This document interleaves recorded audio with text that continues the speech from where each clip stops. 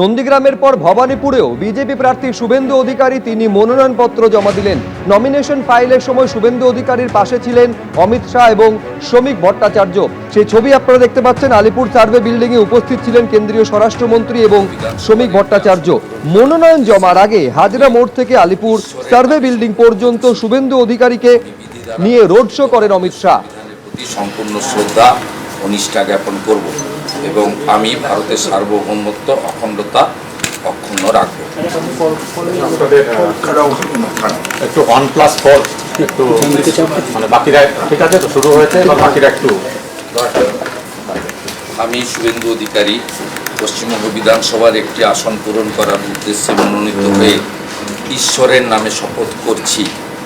আমি বিধি দ্বারা প্রতিষ্ঠিত ভারতের সংবিধানের প্রতি সম্পূর্ণ শ্রদ্ধা ও নিষ্ঠা জ্ঞাপন করব এবং আমি ভারতের সার্বভৌমত্ব অখণ্ডতা অক্ষুণ্ণ রাখব।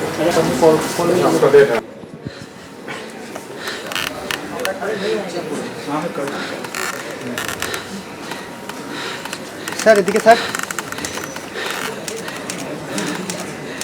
স্যার স্যার এদিকে স্যার একবার। Thank you sir. Thank you.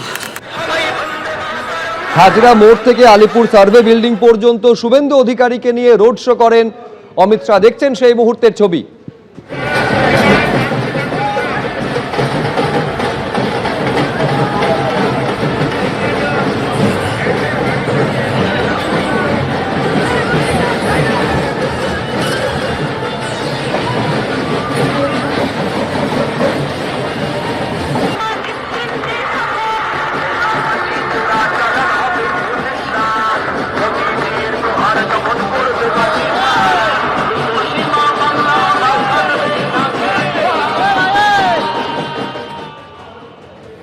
এই মুহূর্তের বড় খবর, মোথাবাড়ি কাণ্ডে তদন্ত করবে সিবিআই। সিবিআই কেন্দ্রীয় তদন্তকারী সংস্থা, তারা মোথাবাড়ি কাণ্ডে তদন্ত করবে।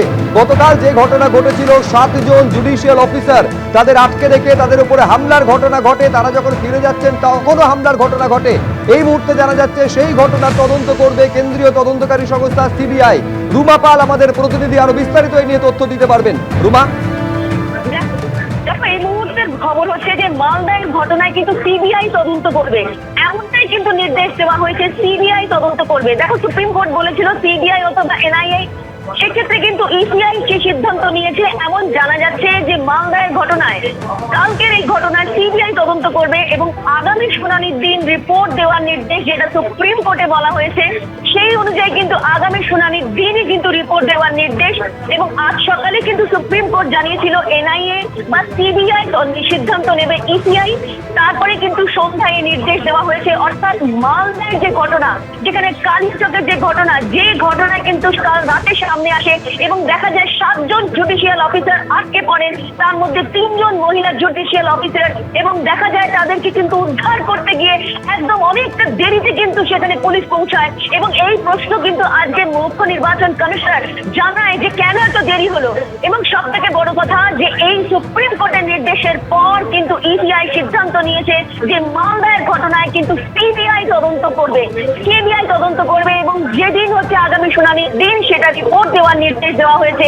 এবং আজ সকালেই কিন্তু সুপ্রিম কোর্ট জানিয়েছে, একেবারে সুপ্রিম কোর্ট আজ সকালে জানিয়ে দিয়েছিল যে সিবিআই অথবা এনআইএ তারা তদন্ত করবে। কে তদন্ত করবে সেই সিদ্ধান্ত ইসিআই নিতে পারবে। এবিপি আনন্দ, এগিয়ে থাকে, এগিয়ে রাখে।